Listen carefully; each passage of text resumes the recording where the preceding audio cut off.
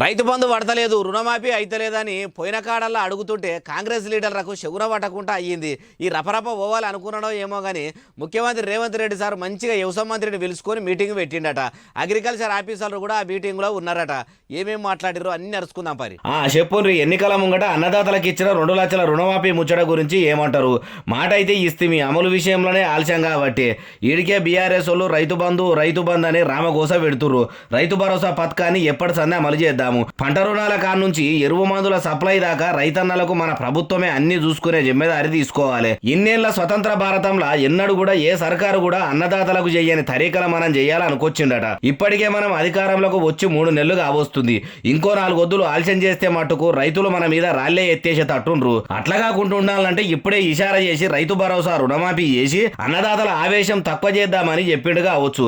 ఇక మీరు ఇంత మంచిగా చెప్పినాక మేము కాదంటామా? ఇక మేము ఎట్లా అమలు చేయాలనో ఏర్పాట్ల ఉంటామని కూడా అధికారులు చెప్పొచ్చు. ఖుద్దు ముఖ్యమంత్రి సారే వ్యవసాయ మంత్రితో మీటింగ్ పెట్టి చెప్పిండు కాబట్టి రైతు భరోసా జల్దీనే వస్తుంది కావచ్చు అంటారు ఈ ముచ్చటినోళ్ళు.